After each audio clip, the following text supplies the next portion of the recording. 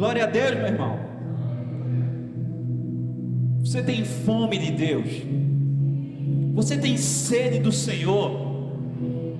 Esse é um sentimento que a gente quer cultivar na nossa igreja. Pessoas que têm fome e sede de Deus. E se você é uma dessas pessoas que respondeu sim, algo especial está preparado para você nesses próximos dias. Deixa eu contar uma coisa. Hoje eu termino 21 dias de jejum e oração. E calhou, não podia terminar de uma forma mais especial do que ministrando a palavra do Senhor aqui. Eu meio que cantei a pedra no grupo lá dos homens, disse: pastor, me bota para pregar. Ele disse: tá certo. Eu peguei pela palavra, tá certo. Depois eu fui lá no particular e disse: é isso mesmo, né? Ele: é isso mesmo. Mas meu irmão, foram 21 dias que eu pedi ao Senhor que Ele tocasse a minha vida. Foram 21 dias que eu disse: Senhor, eu quero abrir a Bíblia e entender aquilo que está aqui.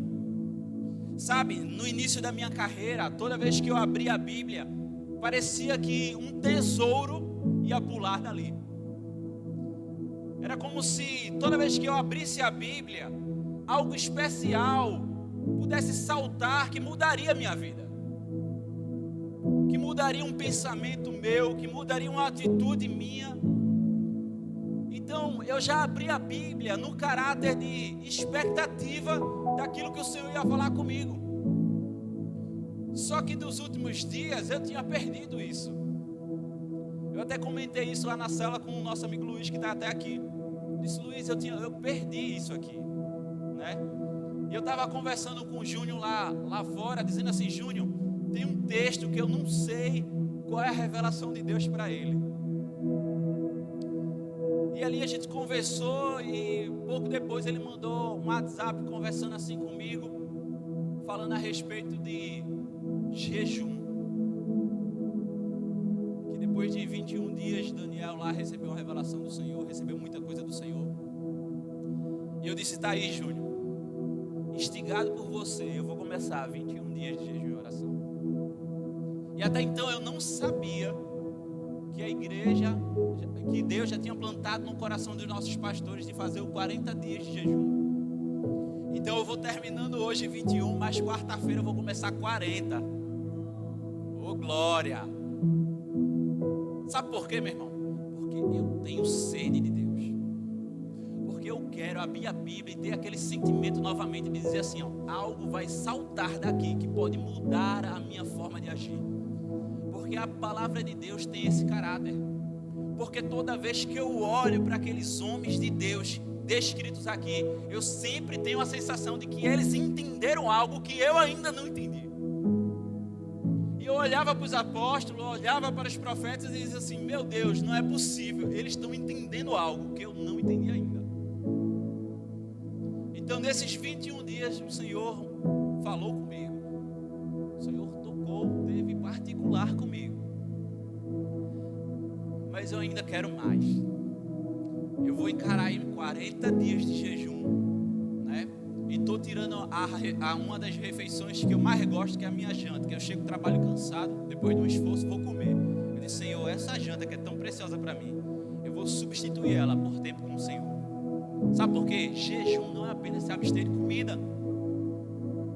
Você vai começar os 40 dias, esteja ciente disso, que jejum não é apenas abstinência de comida.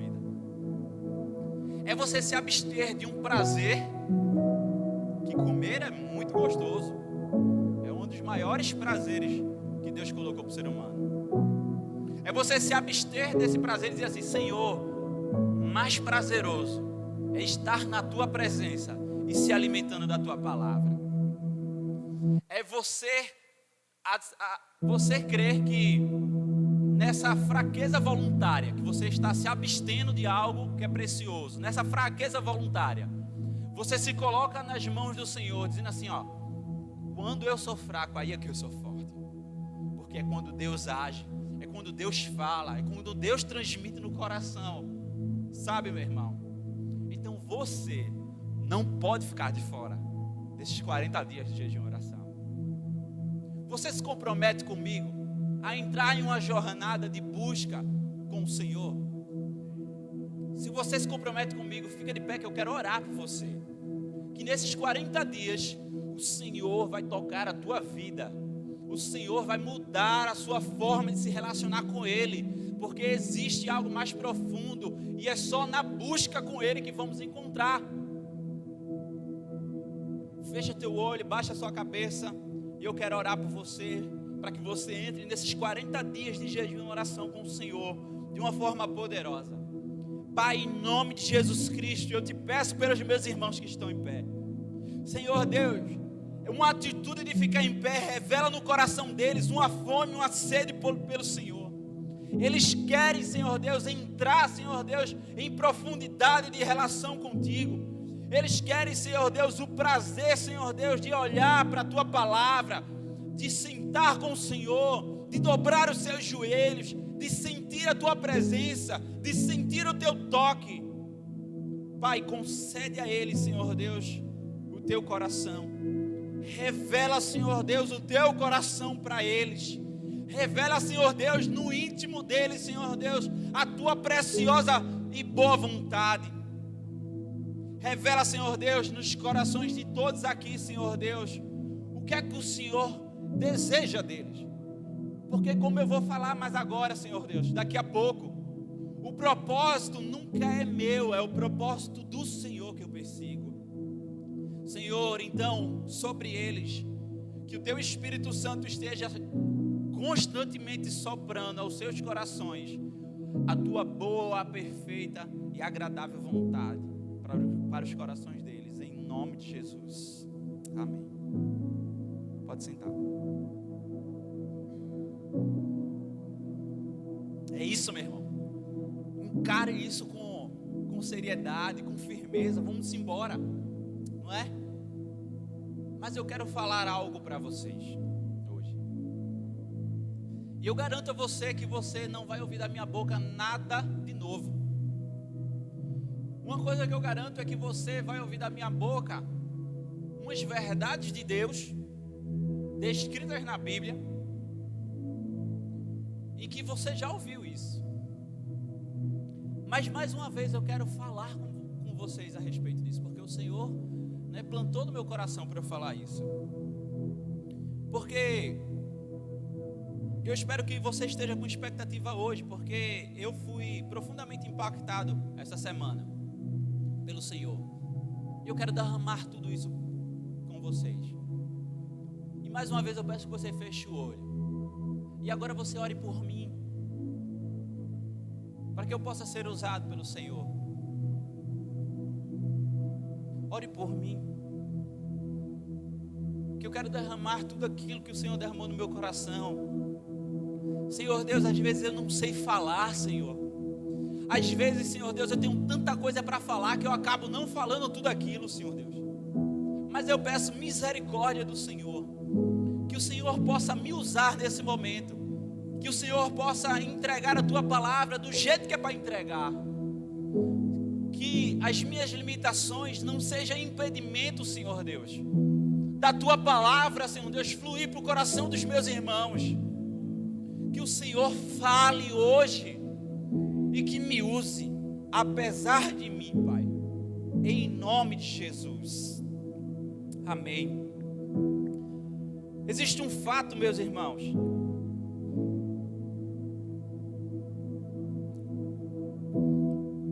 que desde o Éden, desde o primeiro casal, Adão e Eva, são questões extremamente importantes que o ser humano teve que lidar, mas que isso sempre tornou ele invulnerável, na verdade vulnerável. Não nesse sentido, o diabo, quando tentou Adão e Eva, ele foi no cerne da questão.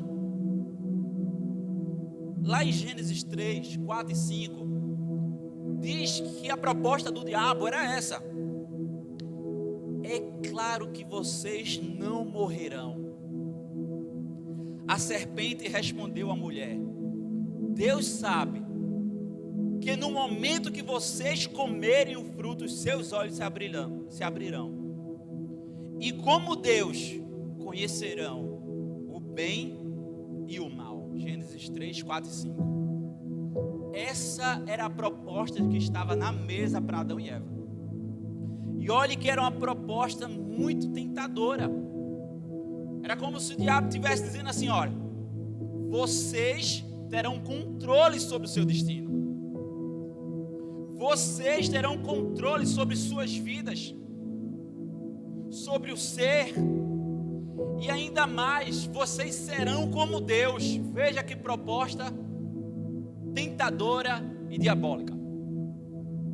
Como pode a criatura ser como o Criador? Por efeito lógico, o ser criador é muito mais complexo do que o ser criado. De forma que se torna impossível a criatura ser como o Criador. Mas na verdade, tudo isso passava de uma grande mentira. E no decorrer do texto, a gente sabe o que ocorreu. E até hoje, eu agradeço a Adão e Eva por ter que trabalhar todo dia. Obrigado, Adão. A partir dali, o pecado entrou no mundo e causou um cisma, uma separação entre Deus e o homem. A relação que Deus tinha com o homem foi maculada pelo pecado. A atitude de Adão e Eva trouxe desgraça para todo mundo, a ponto de a Bíblia afirmar que a partir dele todos são pecadores e carecem da glória de Deus. Lá em Romanos 3, 23. Que proposta fantástica essa de Satanás. Mas a gente sabe que passava de uma tremenda falsidade e o erro, como está provado na própria Bíblia. Mas é importante pontuar algumas coisas a respeito dessa proposta. Afinal, quem somos? Qual o nosso valor? E por que viemos no mundo? Essas perguntas, elas têm acompanhado a história da humanidade e têm causado a desgraça de muitos, porque eles erram o alvo quando perguntado. É por isso que eu queria abordar todas essas questões sobre 3 aspectos e 3 perguntas, e a primeira delas é sobre a nossa identidade. Quem sou eu? Quem sou eu? O importante é buscar o começo de tudo. Nessa questão da sua identidade, é preciso ir para o início de tudo. Na criação, Deus deixou claro a intenção pelo qual formou o homem. Gênesis 1, 23 diz assim: façamos o homem conforme a nossa imagem e a nossa semelhança. Não era algo acrescentado à criação, não era mais um elemento, não era mais uma criatura, era algo que identificava-se com o Criador. O Senhor teve a intenção de nos fazer para que nossa vida apontasse para Ele, para o Criador. E Ele compartilha conosco, melhor dizendo, algumas características que são dele e outras nós não podemos ter. A gente cita sempre a onisciência, saber de tudo, a onipotência, poder tudo, e a onipresença, estar em todo canto. Isso são características de Deus. Mas existe algo compartilhado conosco que nos identifica com o Senhor. Primeiro, somos seres espirituais. Nosso espírito, ele se liga com o Senhor, testificando a nossa salvação. E esse espírito que nos liga com Ele, nos identifica diretamente com Ele. A gente vai chegar um pouco mais à frente. Como é que o nosso espírito chega nessa conclusão de se ligar a Deus e nos testificando que somos salvos. Mas também somos seres inteligentes. Nós somos capazes de pensar, de escolher, de decidir. Somos também seres relacionais. O ser humano não foi feito para ficar sozinho, sabe por quê? Porque Deus nunca foi sozinho. Certa vez, um amigo disse: Deus era tão carente que criou os seres humanos para se relacionar. Lê do engano, meu amigo. O Senhor, na sua Trindade Santa, já estava em relação perfeita com Ele mesmo, não carecendo de nada mais para ser completo. Mas o Senhor, por bondade e graça, nos identifica com Ele, colocando em nós a necessidade de se relacionar. Outra coisa, nós somos dotados de consciência moral. Nós, eu e você, julgamos, discernimos o certo do errado e também somos responsáveis pelo juízo, por esse julgamento que fazemos sobre o certo e o errado. Todas as pessoas, não apenas os crentes, não apenas aqueles que se identificam como filho, toda a criação, todo homem tem essas características que Deus compartilhou. Agora deixa eu dar um detalhe aqui para você, que Jesus Cristo, Ele foi enviado para restaurar a imagem e semelhança que foi perdida no Éden, amém? Jesus Cristo é o resplendor da glória de Deus. Ele é a expressão e a imagem de Deus em pessoa. Hebreus 1:3 vai falar a respeito disso. Ele é a expressão exata de Deus. Ele foi o plano de Deus, decidido no ato do pecado de Eva, para resgatar a imagem e semelhança perdida no Éden. Se por meio de um homem o pecado entrou no mundo, por meio de um homem a salvação virá. A salvação veio. Jesus Cristo, o que Romanos 5 vai falar, vai chamar de segundo Adão. Ele que veio para restaurar. Então, meus irmãos, tudo que podemos saber e aprender de Deus está em quem? Em Cristo. Na expressão exata do seu ser. Os discípulos chegaram para Cristo e disseram assim: Senhor, mostra-nos o Pai. E Ele virou para eles e disse: vocês andam comigo e ainda falam isso? Quem me vê, vê ao Pai. Jesus Cristo é a expressão exata dele. A proposta falsa de Satanás no Éden, ela é perseguida pela humanidade até hoje. O fruto de rebeldia do coração do homem perdura até hoje em corações obstinados a escolher seguir o caminho e os passos distantes de Deus. Só que a proposta de Deus é nos fazer semelhante a Jesus Cristo. Esse Jesus Cristo que é a expressão exata. É claro, meu irmão, que não entendemos ainda a profundidade completa do que seria a imagem e semelhança, o imago Dei, como diz. Mas, meu irmão, eu posso garantir o seguinte: a resposta mais próxima a isso que vamos ter nesse mundo está em Jesus. Está no Filho de Deus, está naquele que foi enviado, está naquele que é a expressão exata dele, está naquele que veio para nos ligar, está naquele pelo qual a palavra diz que não existe nome pelo qual devamos ser salvos, que é Jesus Cristo. Deus quer desenvolver em nós o caráter de Jesus Cristo, e Deus quer que sejamos santos, assim como o seu Filho foi santo. E Deus quer, e Ele está muito mais interessado no que somos do que naquilo que fazemos. Deus veio para resgatar uma essência perdida há muito tempo atrás, mas que ainda está no coração do homem. Porque o Senhor Deus, Ele fez o homem para que pudesse estar com Ele na glória. Amém? A Bíblia vai dizer que o sentimento de Deus é que todo mundo seja salvo. Todo mundo, Magal. até a pior pessoa que você pensar aí. O desejo de Deus é que todos sejam salvos. Bem sabemos que muitos hoje estão afastados de Deus, e parece que estão tão afastados que no nosso coração limitado e na nossa mente incrédula, eles não podem voltar ao Senhor. Mas fato é que a bondade do Senhor sobre toda a humanidade é que o amor do Senhor é Ele que transforma os corações.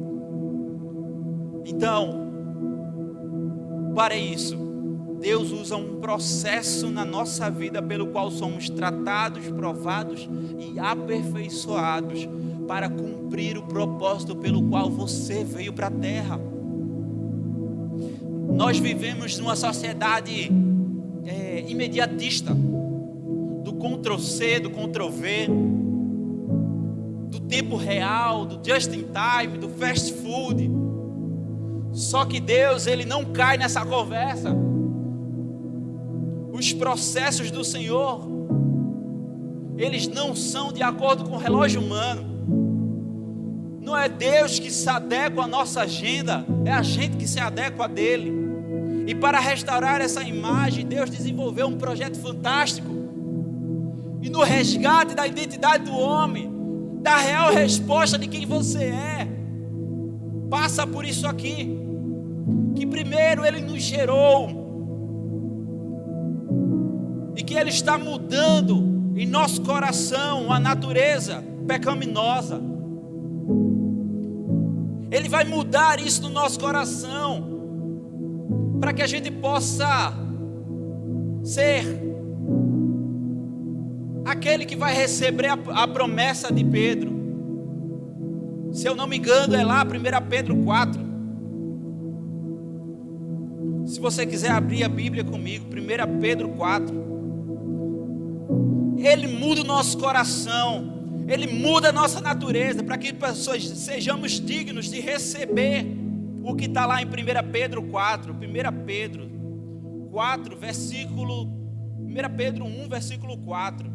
Ele diz assim, ó: para uma herança que não pode ser destruída, que não fica manchada, que não murcha, que está reservada nos céus para você. É isso que o Senhor tem para nós.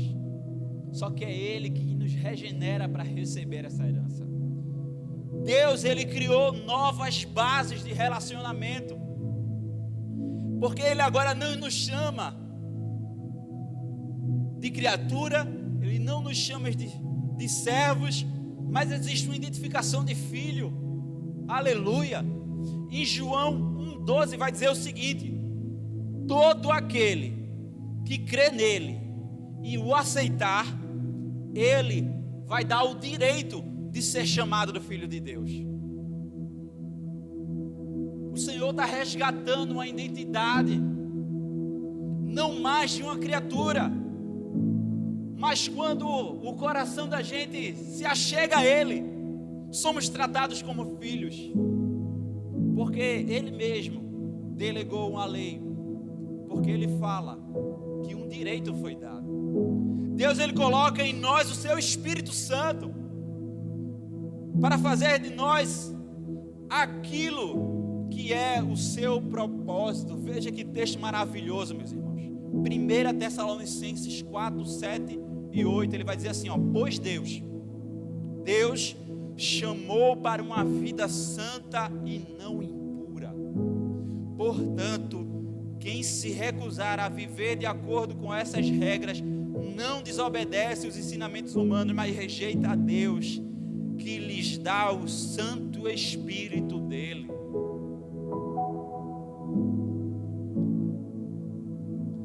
Outra coisa, Ele restaura a nossa identidade com Ele, a tal ponto que Jesus é a nossa própria vida. E eu gastei um tempo nesse versículo. Abra Colossenses 3:4.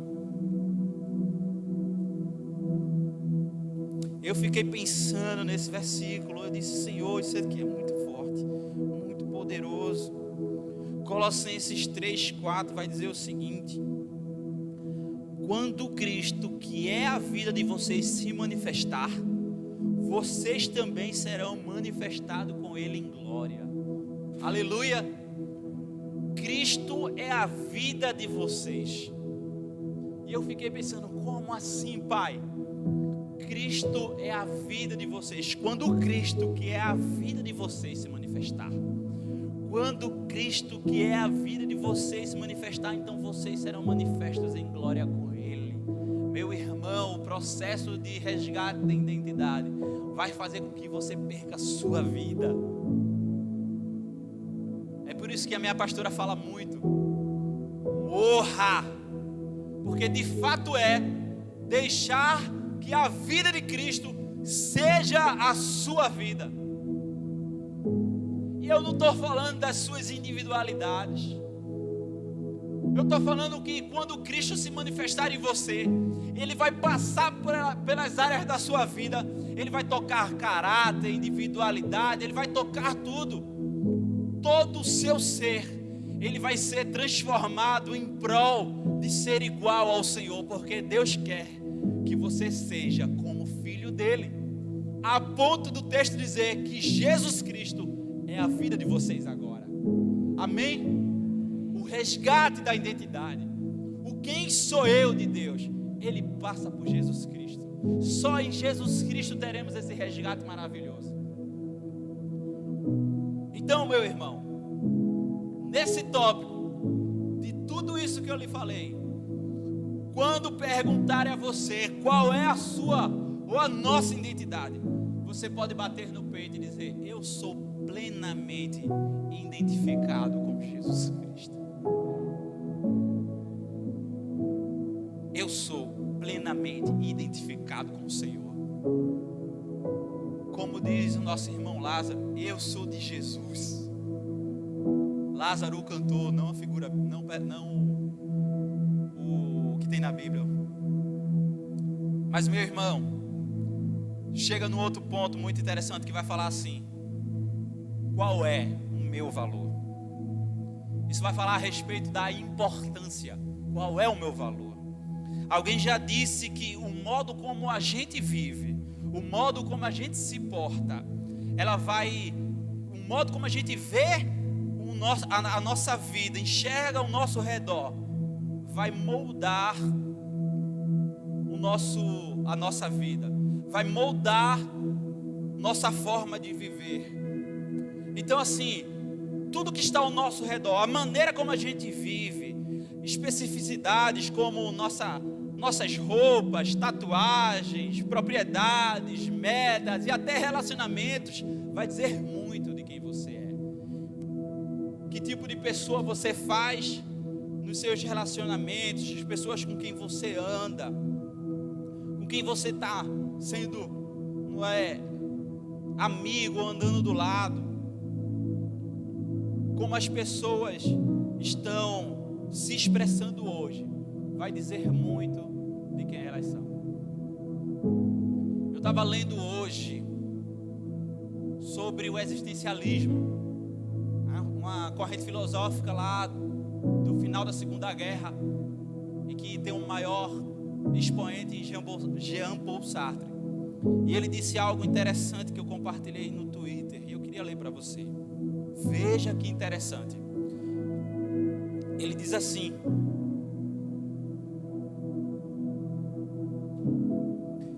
pelas escolhas que eu faço da vida, eu pinto um quadro de como penso que o ser humano deveria ser. Fazer isso com sinceridade é uma grande responsabilidade. Deixa eu ler novamente. As escolhas que eu faço da vida, eu acabo pintando um quadro de como penso, de como o ser humano deveria ser. Fazer isso com sinceridade no coração é uma grande responsabilidade. É interessante, meu irmão, que Jean Paul Sartre é um ateu. Agora, nós precisamos enxergar a vida, o meio o qual vivemos, do ponto de vista de Deus, do ponto de vista do Criador. para poder expressar e chegar numa resposta mais clara a respeito da minha importância e do meu valor no mundo. Porque esse mundo foi criado por Ele, e esse mundo criado por Ele traz chaves preciosas para que eu possa entender a importância que eu tenho no meio que eu vivo. Alguns pontos são interessantes para a gente falar aqui. Primeiro, você foi planejado por Deus. Amém? Por mais que você acredite que você seja obra do acaso, que você seja uma coincidência do mundo, e como muitos dizem, do universo, você foi concebido na mente de Deus. Deus planejou você, Deus queria que você nascesse. Lá em Salmo 139 é muito interessante a narrativa, porque vai falar que a respeito de que Deus, além dele estar em todo canto, até no ventre da mãe, na formação que você teve na barriga da sua mãe, o Senhor sabia quem era você. Porque, como eu já falei, existe uma qualidade que é só de Deus. Ele sabe todas as coisas. Ele sabia que você ia nascer. Ele já sabe como você vai e eu vai morrer. Então o Senhor tem carinho por você desde sempre. Você foi um ser planejado. Você nunca foi um acaso. Amém? Sabe o que é interessante? Porque entender isso motiva a sua vida. Que você foi planejado. Segundo, você foi programado por Deus. Além de você ser planejado, você foi programado por Deus. Talvez você tenha pensado que alguma vez tenha nascido na época errada. Às vezes eu acho que eu também nasci na época errada. Às vezes eu acho que eu sou um cara analógico num tempo digital. Mas, meus irmãos, não é assim. Sabe por quê? Porque Deus quis que você nascesse na época dessa. É vontade do Senhor ter você hoje, em 2022. Você foi programado por Deus. Às vezes você tem muitas pessoas migrando de um lado para o outro, pessoas deslocadas, pensando que foram nascidos na época errada, no local errado, e começa um êxodo e uma busca por essa afirmação. Escuta essa verdade: se você está vivo, qualquer que seja a sua idade ou o contexto em que você estiver inserido, é porque Deus programou para que você estivesse aqui e agora. Eu quero que você tenha certeza e você saiba que o seu lugar é aqui, e que você saiba que o seu tempo é hoje, porque o Senhor quis que você existisse hoje e nesse tempo. Amém? Entender isso dá sentido à sua vida, dá sentido à nossa vida. 3, você foi regenerado por Deus. Amém? Algumas pessoas pensam muitas vezes que são apenas mais uma na multidão, não são notadas nem queridas, nada especial lhe acontece ou foi reservado na vida. A sensação de solidão toma conta de muitos, levando muitos à depressão, desânimo, frustração e etc. Mas está tudo sob o controle de Deus. Está tudo dentro do plano que Ele traçou para a humanidade. Sabe por quê, meu irmão? Porque a palavra de Deus vai dizer que Deus nos gerou novamente de uma semente incorruptível, que é a própria palavra de Deus. 1 Pedro 1:23. Meu irmão, tenha ciência que isso não é o acaso. Foi vontade de Deus que você... Foi vontade de Deus e uma escolha dele. No meio de bilhões de pessoas, Ele tem um propósito com você e comigo. Ele tem um propósito para o ser humano, para a humanidade. E entender isso traz valor à minha vida, porque eu entendo que eu sou precioso e o Senhor quer me usar. Sabe o que é mais louco disso tudo? Existe uma missão que o Senhor delegou para você. Ponto 4 é: Deus tem algo a fazer através de você. Sabe por que Deus tem algo a fazer através de você? Porque em nenhum canto do mundo Deus vai encontrar alguém que tem a sua família, tem o círculo do seu trabalho, o círculo do seu emprego. Então pense comigo, Deus idealizou que você estivesse no lugar certo, na hora certa, para cumprir a vontade dEle. Por isso que eu estou falando tudo isso. Ninguém é mais preparado para cumprir a tarefa que Deus tem para você do que você mesmo. Por quê? Porque Deus fez você exatamente como Ele queria, para impactar exatamente o seu círculo, a sua família, as pessoas do seu trabalho, as pessoas da sua vizinhança,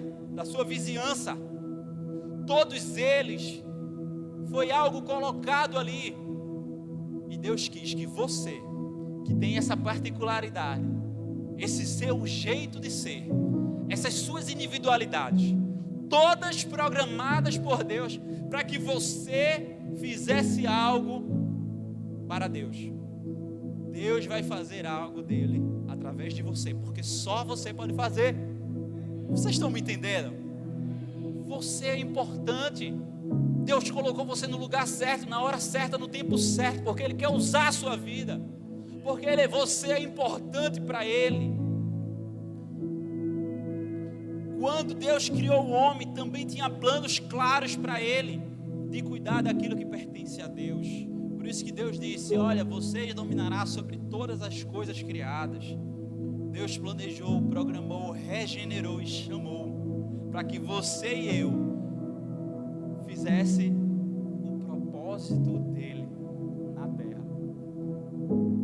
Eu quero abrir um parêntese, porque quando eu pesquisando sobre esse assunto, eu encontrei muita frase dizendo assim, ó: busque o seu propósito, encontre o seu propósito. E eu me assustei com a quantidade de seu, com a quantidade de não é o meu propósito, não é o seu propósito, é o propósito de Deus. Eu sei que a intenção deles era essa, mas numa atitude egoísta, vai atacando o coração do homem.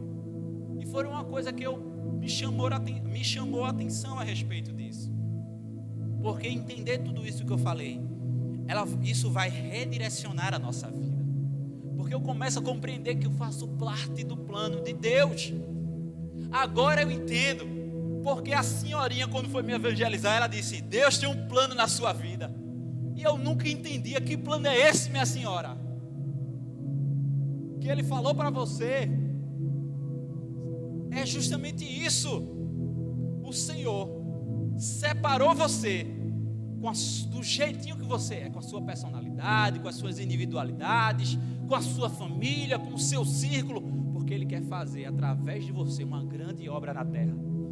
Isso dá valor à sua vida. Você tem o valor. O Espírito Santo mora em você, como diz a música.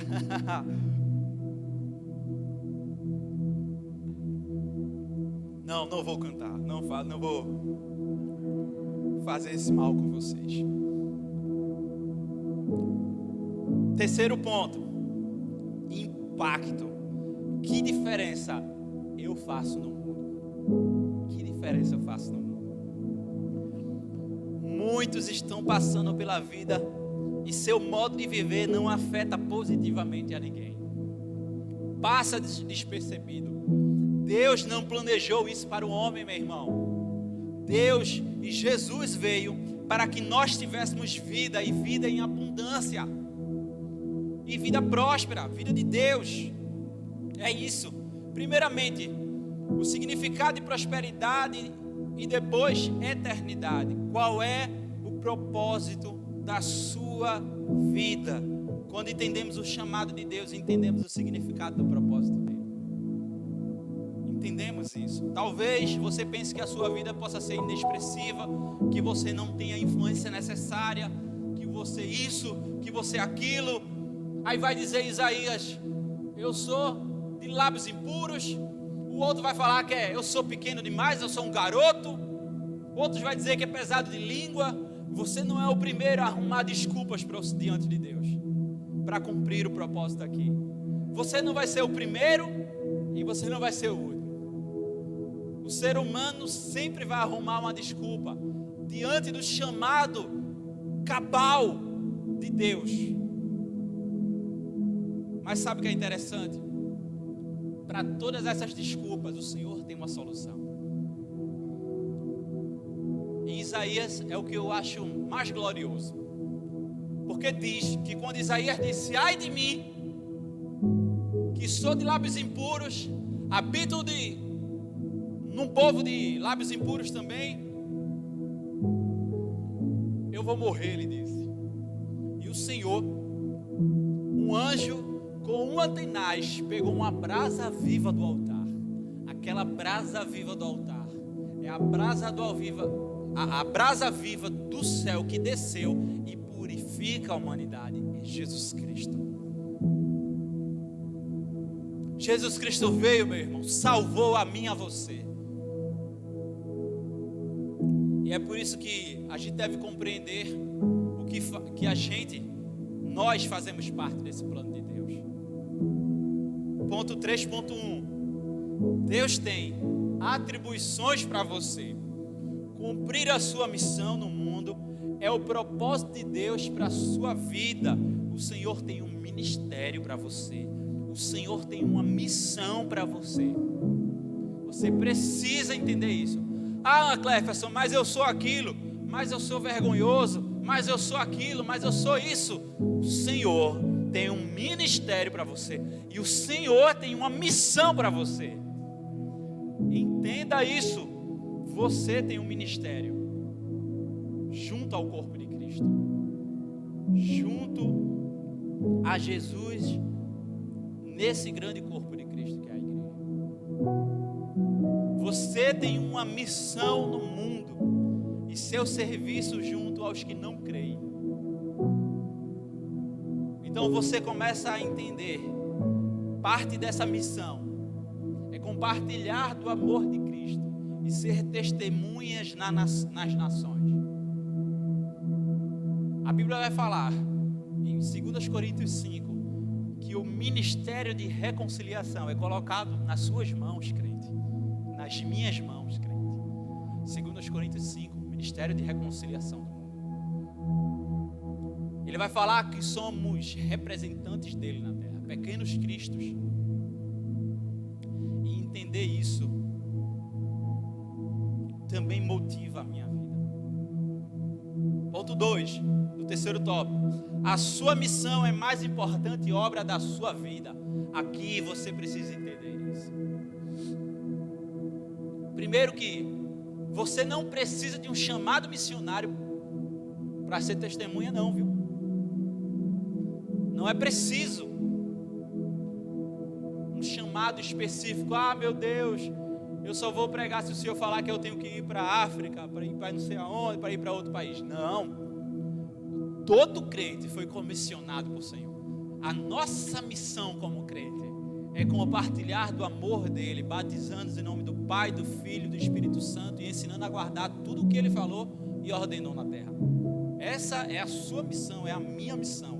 Agora você precisa compreender que isso é a obra mais importante da sua vida.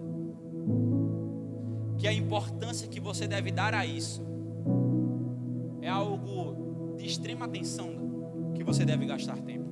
Jesus nos chamou não apenas para servir a Ele, mas também a ir por Ele. A ordem de evangelização do mundo foi dada 5 vezes de forma diferente. Mateus 4:19, Mateus 22, Mateus 28, 19 a 20, Ezequiel 3:4, 2 Coríntios 5:18. E não somente por isso, mas também o trabalhar com Deus e representá-lo como verdadeiros embaixadores, como eu já falei em 2 Coríntios 5. Meu irmão, a missão, a sua missão é a obra mais importante. Entender isso valoriza a sua vida. Valoriza quem você é. Ponto 3, sua missão é a obra mais impactante para a vida dos outros. A Bíblia vai dizer que se você não falar, até as pedras clamarão. Você precisa entender que a sua vida é a obra mais impactante para a vida dos outros. daqueles que precisam do Senhor, daqueles que estão lá sedentos, dos campos brancos que estão prontos para a ceifa. A sua vida, a sua missão é a obra mais impactante dessa terra. É por isso que eu acredito que o ser humano, que o crente, na verdade, que o cristão, ele deve ocupar todas as áreas de influência da sociedade. Existem áreas de influência na sociedade que eu li, é um livro da Jocum, As 7 Áreas de Influência da Sociedade.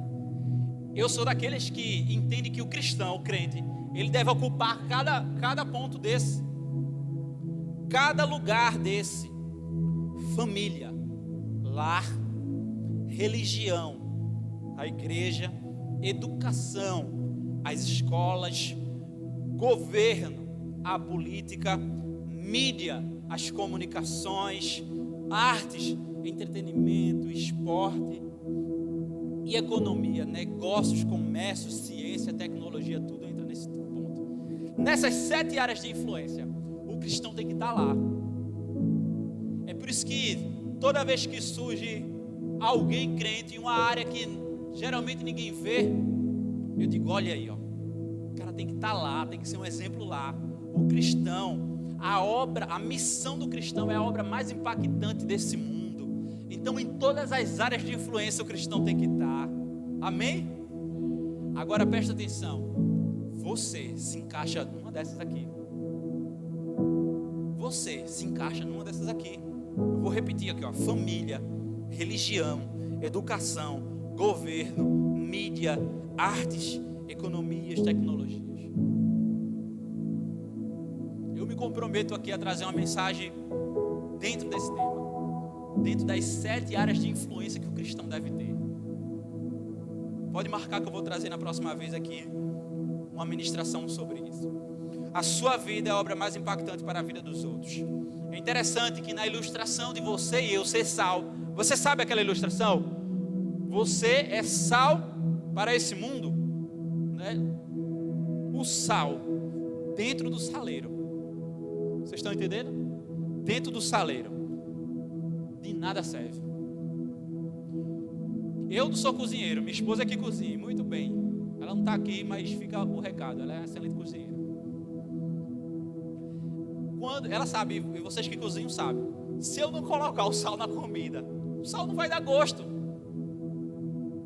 A Bíblia diz que se o sal perde o seu gosto, ele é pisado pelos homens.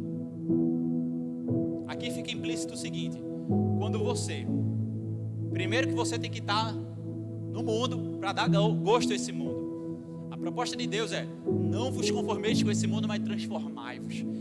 Nisso há um impacto. Você é influente ao ponto de testemunhar da vida de Deus. Você é sal, então você tem que estar lá fora mesmo. Ser crente, evangelista dentro da igreja, aí não dá, meu irmão. Uma nota aqui, um parêntese. Sábado eu e Bianca, a gente saiu nessas ruas aí.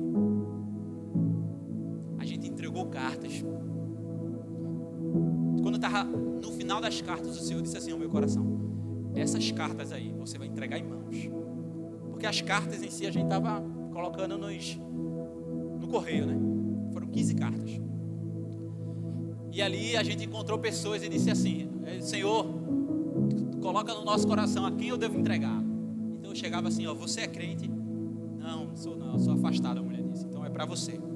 Essa carta a gente está colocando no correio, mas o Senhor disse para entregar na mão de uma pessoa, e essa pessoa é você. Puf, entreguei. Aí ficou uma carta para entregar, e a gente foi para lá, foi para cá, e a gente não encontrava, né, Bianca?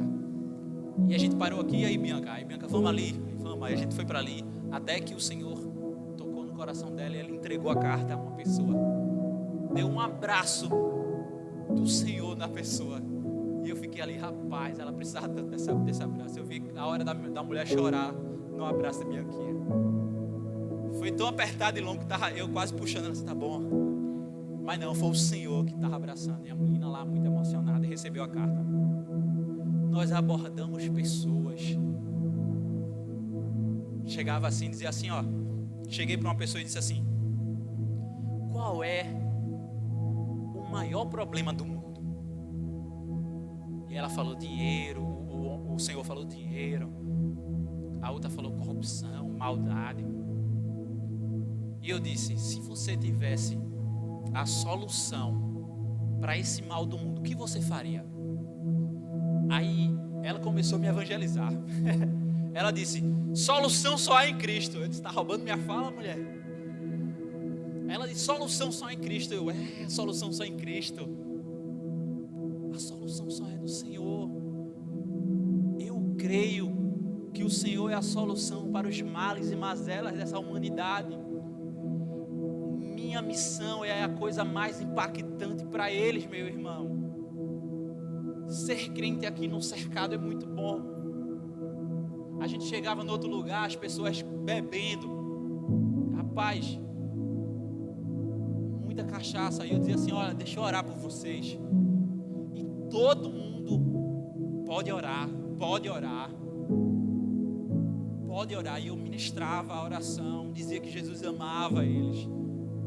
Eu chegava no estabelecimento: olha, deixa eu orar aqui pelo seu estabelecimento.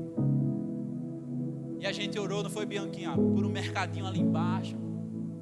A mulher já era crente. Eu disse: você já é crente? Ela: sou. Então, graças a Deus, deixa eu orar aqui. E a gente orou por estabelecimento. Meu irmão, você precisa sair da igreja e ir atrás dessas pessoas, porque a missão mais importante, mais impactante da vida deles é a sua missão de evangelização. A sua missão é a coisa mais impactante da vida deles. E entender isso redireciona a sua vida. Eu quero dizer que haverão mais sábados para a gente sair. Amém? Então, como diz o cola comigo, que a gente vai se embora. Amém? Outra coisa, sua missão é o custo mais precioso da sua vida. Amém? Porque é custo, meu irmão. Eu trabalho, vê só, eu trabalho de segunda a sexta. Sábado é o dia que Juliana me pega para ir para o mercado. Então todo sábado, eu acho isso ruim, mas todo sábado eu tenho que estar lá no mercado comprando coisa. Eu dou graças a Deus por cada coisa que eu compro em casa, sabe? Quando eu vou fazer feira, eu digo: Senhor, obrigado. Mas é chato, eu não gosto de fazer feira não. Mas todo sábado eu estou lá, fazendo as compras. Aí de tarde, o único tempo que eu tenho é de tarde. Às vezes tem programação de noite, para eu fazer qualquer coisa, lazer. Aí eu tenho que vir aqui evangelizar. Você acha que eu não queria estar em casa, não? Eu chamei várias pessoas. E aprove de ter programações de pessoas que estariam no nosso meio que não estava. E eu estava aqui sozinho. E batia 3 horas. E eu dizia: meu Deus, será que não vai vir ninguém? Será que todo mundo que eu falei nas células, que eu entrei no grupo de algumas células, no grupo lá, e as pessoas, claro que tem os seus motivos, não estou achando, não estou criticando essas pessoas, estou criticando aqueles que não tem motivo nenhum e não estavam comigo, sabe? Precisa de um despertar. Você que não estava, que de alguma forma recebeu esse recado e não estava comigo, eu convido você a participar desses 40 dias de jejum e oração, para que você possa entender que a sua missão é o objetivo, é a coisa mais impactante na vida dos outros, e que será um custo, mas é o custo mais precioso da sua vida. Porque por hora, eu vi um texto fantástico, o texto que a pastora leu domingo aqui foi fantástico. Jesus tinha acabado de receber a notícia que seu primo faleceu. Os discípulos de João Batista chegaram para ele e disseram: Cristo, João Batista, seu primo, morreu.